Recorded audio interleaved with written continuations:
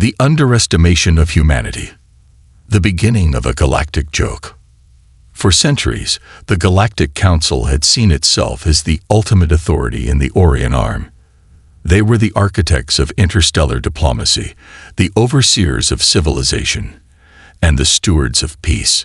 They dictated who could rise, who would fall, and who would remain in obscurity. Among the thousands of species they had encountered, very few had ever challenged their dominance. Then they discovered humanity.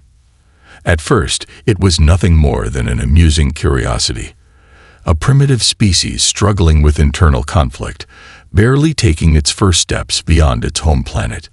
When the Teleri scouts first stumbled upon Earth, they were baffled by what they found. Wars, constant political shifts, rapid industrial revolutions, and an alarming willingness to turn their own planet into a battlefield. The Galactic Council reviewed their history and came to a unanimous conclusion. Humans were an inferior species, doomed to either self-destruction or irrelevance. The galactic spectacle of human chaos. The first recorded interactions between humans and the interstellar community were not diplomatic missions, but rather observational expeditions. Alien vessels cloaked in advanced stealth technology would venture into the Sol system, quietly watching from orbit, analyzing human culture, and more often than not, laughing at their ridiculous nature. Human warfare was brutal, unpredictable, and seemingly endless. Civilizations in the Galactic Council had long abandoned large-scale conflicts, having realized that war was not just destructive, but also a waste of resources. Yet humans fought with a reckless determination that made no sense to the logical minds of the elder races. Even more baffling was their capacity for technological advancement. In a matter of centuries, they had progressed from using simple stone tools to nuclear fission. They had gone from wooden sailing ships to space stations in a fraction of the time it took most species to develop interstellar travel. But still, their greatest flaw seemed insurmountable. They could not stop fighting each other. From orbit, alien observers recorded the unceasing struggles of the human race. They watched as wars tore continents apart, as ideologies clashed, as nations fought for dominance. Humanity seemed incapable of unity. To the Galactic Council, it was proof that this species was unworthy of inclusion into the greater interstellar community. The trade embargo that became a death sentence. The decision was made. Humanity would not be given access to galactic trade. No knowledge of faster-than-light travel would be provided.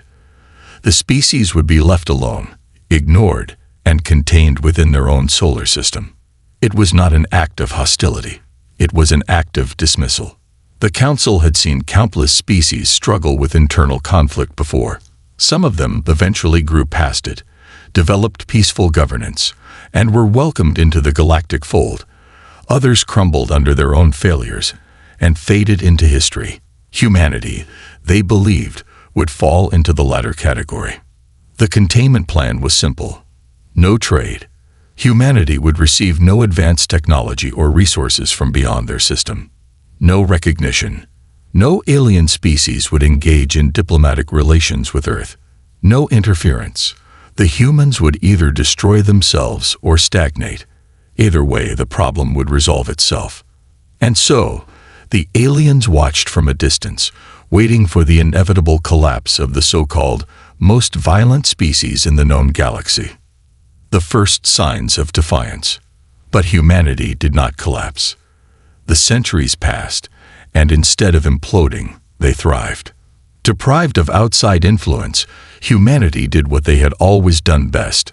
They adapted. When denied alien technology, they invented their own. When locked within their own system, they found ways to push its limits. They reverse-engineered everything they could, developed powerful computers, and created machines that rivaled even the most advanced species in the Council. And then they built their own faster-than-light drive. The Council's shock and denial. The first human FTL ship, the Odyssey, was little more than a glorified test vessel. Its engines were unstable, its range was limited, and its design was primitive compared to Council standards. But it worked. When the first human vessel breached the light speed barrier, The Galactic Council could no longer ignore them. Containment had failed.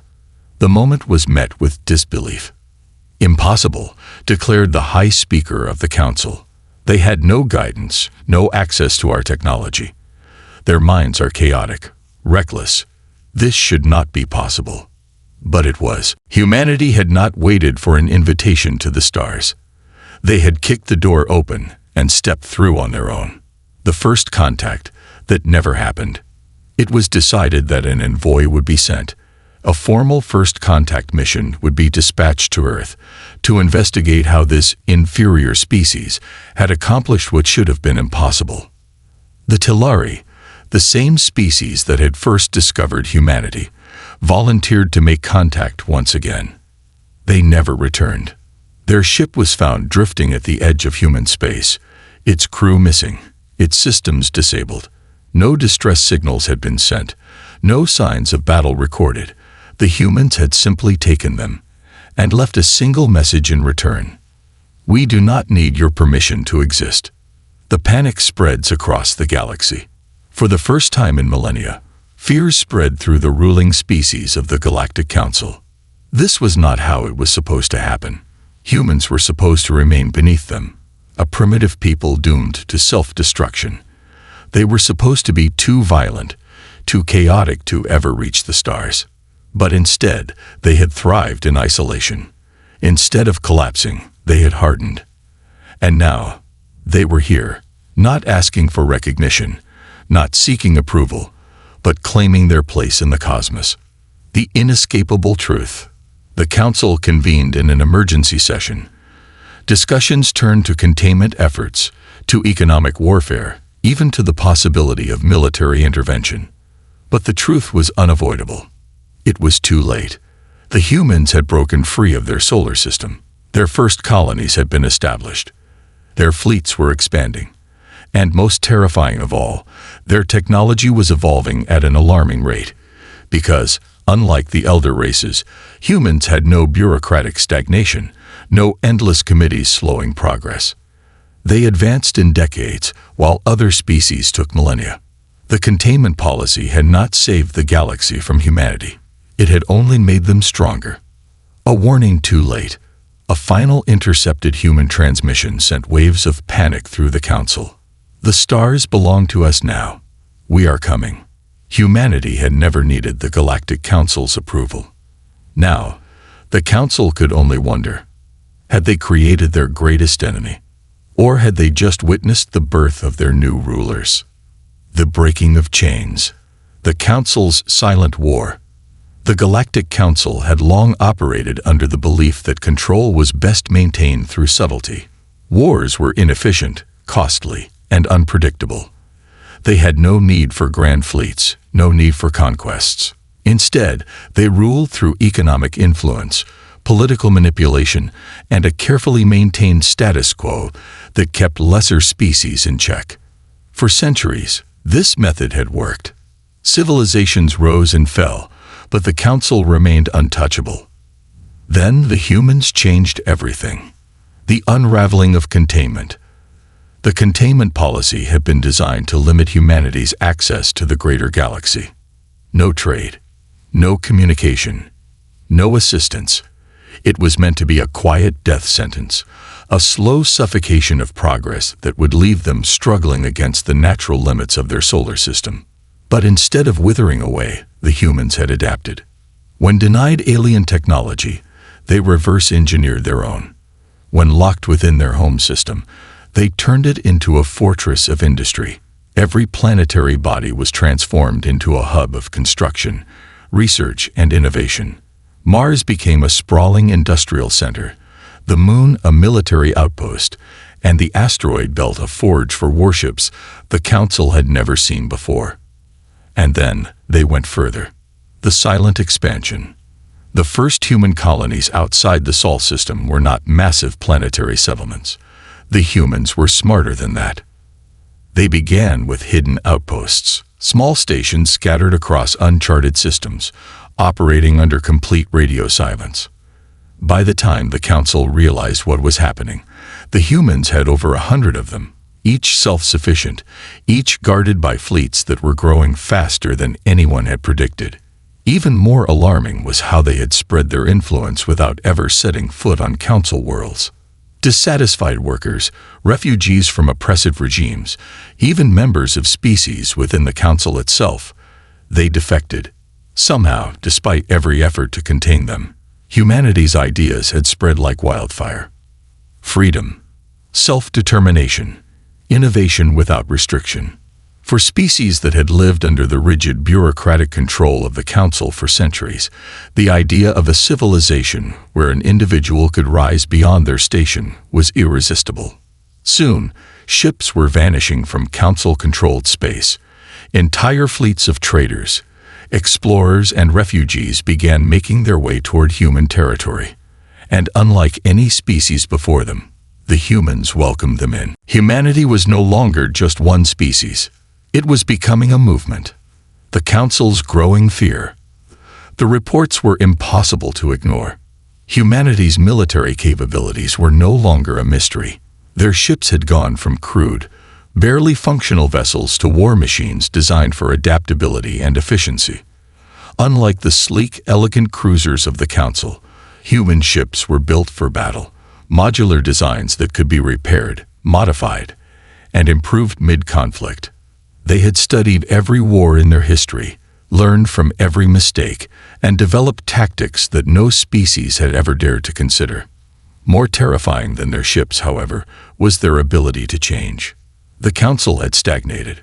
Its ruling species had lived in comfort for so long that they had forgotten how to evolve. Their technology was advanced, but it was unchanging, developed over millennia, refined, but never reinvented. The humans, however, had no such limitations. In just a few centuries, they had advanced further than most species had in thousands of years. And they were not slowing down. The first open confrontation. The breaking point came when the Council finally tried to stop them. For years, humanity had expanded in the shadows, careful to avoid direct conflict. But their influence had grown too large to ignore. The Council needed to act, or risk losing everything. A blockade was declared. The Council's fleet, one of the most powerful military forces in the known galaxy, was deployed to a key trade route where human ships had been spotted. It was meant to be a warning, a show of strength. But the humans did not back down. Instead, they sent a single ship, the Defiance of the UNS Valkyrie. The Valkyrie was not a battleship. It was not a dreadnought or a carrier. It was a merchant vessel, a simple freighter outfitted with military technology that should not have existed. When the Council's fleet hailed them, demanding surrender, the Valkyrie responded with a transmission that would become legendary. "We do not recognize your authority." The Council admiral scoffed at the arrogance of the humans. This was a single ship against an entire armada. And then the Valkyrie fired. What happened next rewrote the rules of warfare. The battle that should have never been. The Valkyrie should have been obliterated. It should have stood no chance against a force of dozens of warships. But the humans had done something no other species had ever considered. They had built ships that fought like their soldiers. The Valkyrie moved faster than expected. Its weapon systems adapted mid-battle. Its hull adjusted its armor configurations in real time. It used AI-assisted targeting, decentralized command systems, and tactics that no Council admiral had ever encountered before. It didn't fight like a single ship. It fought like a pack of wolves, using every advantage, every dirty trick, every ounce of sheer ingenuity to turn the battlefield into chaos. By the time the battle ended, the Council's fleet had been forced to retreat. Not because they lacked firepower, but because they had realized, too late, that the humans had built something more dangerous than weapons. They had built a new way to fight. The message that shook the Council. In the aftermath of the battle, a final transmission was sent from Earth to the Council's leadership. It was not a threat.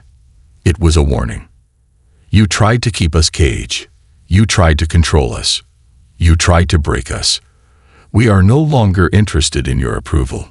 You will not contain us. We are coming. ****. The breaking of the old order. Panic spread across the council. If one human freighter had managed to cripple a fleet, what would happen when their true warships arrived? The council's leaders had a choice. Double down on their efforts to stop humanity, risking an all-out war that they were no longer certain they could win. Accept the inevitable, and watch as their dominion over the galaxy crumbled. For the first time in history, they were no longer in control. The humans had not only broken containment, they had rewritten the fate of the galaxy itself. And the Council could only watch as their reign began to fall apart. The collapse of the old order. The Council's desperation. The Galactic Council had existed for millennia, maintaining a fragile peace through manipulation, trade dominance, and carefully orchestrated stagnation. They prided themselves on their wisdom, their experience, and their belief that no species could rise to challenge them without their blessing. Yet now, the very foundation of their power was crumbling. The humans, an unruly, chaotic species that had been dismissed as an inferior race, had rewritten the rules of interstellar expansion, and the Council had no idea how to stop them. The debate of the ages. The emergency session of the Council chamber was unlike anything in recorded history. The 12 great species of the Orion Arm had convened in the capital world of Zephyrian, a planet known for its towering crystalline spires and grand halls of diplomacy. It was a place where wars had been prevented, where centuries of disputes had been settled before they could ever reach open conflict. But on this day, there was no peace to be found. The chamber was filled with furious debate. Leaders of galactic empires, warlords of ancient species, and political architects of entire star systems argued with rising tension. They must be stopped before they establish themselves as a true power, declared High Speaker Zatoran, his serpentine form coiled tightly as his voice hissed through the chamber. We should have destroyed them long ago, but now they are emboldened. If we delay, we will be the ones answering to them in a century. We cannot simply attack them, countered Ambassador Delon of the Xilari, her feathered crest flaring in frustration. They are not an invading force. They have colonized empty systems. They have not declared war. What justification do we have? The justification, scoffed Grand Strategist Corvin of the Tuvani, his metallic exoskeleton clicking as he paced. They defied us. That alone is reason enough. If we allow this defiance to continue, we will soon see other species questioning our authority. For hours, the debate raged. Should they prepare for war? Should they attempt to negotiate? Should they abandon their long-held policies and grant humanity a place at the table? But deep down, they all knew the truth. It was already too late. The spread of rebellion. The news of humanity's victory at the Battle of the Blockade had traveled faster than any Council-approved transmission could suppress. Across the galaxy, species that had lived under the Council's quiet tyranny began to question everything. The humans had defied the impossible. They had been locked within their solar system, denied trade, denied knowledge, denied recognition. And yet, they had broken free on their own terms. If humanity could challenge the Council, then what else was possible? On distant worlds, once loyal citizens of the Council's ruling species began to defect. Traders, engineers, even military personnel vanished into the void, their ships disappearing into human space. What had once been a trickle of defectors became a flood. Entire industrial worlds began resisting the Council's control, refusing to send their shipments to the capital, demanding reforms. The Council, once viewed as an untouchable force, was losing its grip over the very civilization it had built. The first military strike. In desperation, the Council made its choice. Humanity had become a disease, a contagion of ideas and defiance that had spread beyond what they could contain. If they could not suppress humanity through isolation, then they would do so through force. The first true war fleet of the Council was assembled. 300 warships, each belonging to the most advanced species in the known galaxy. These were not the outdated patrol fleets that had been sent to the blockade. These were ships of conquest, weapons of annihilation. The fleet was commanded by Lord Admiral Keltok, a seasoned warrior of the Dralax Imperium. His orders were simple: destroy one of their colonies. Make an example of them. Show the galaxy what happens when you defy the Council. The fall of Nysa colony. The target was Nysa, one of humanity's earliest interstellar settlements. A developing world on the edge of human-controlled space, it was not a military outpost, nor a fortified position. It was a civilian colony, a city built on a once barren rock that had been transformed into a thriving settlement through sheer human perseverance. Keltok did not expect resistance. The humans had warships, yes, but they were spread too thin. The colony's defenses were rudimentary at best, relying on outdated planetary shields and a handful of defensive platforms. It would be a swift, merciless victory, a warning to humanity and any other species considering defiance. But when the Council fleet arrived in orbit, they found something they had never expected. The UNS Retribution. A single human warship was waiting for them. The UNS Retribution. It was not the largest ship in the human fleet, nor the most powerful. By Council standards, it was outdated, a relic of Earth's early warship designs.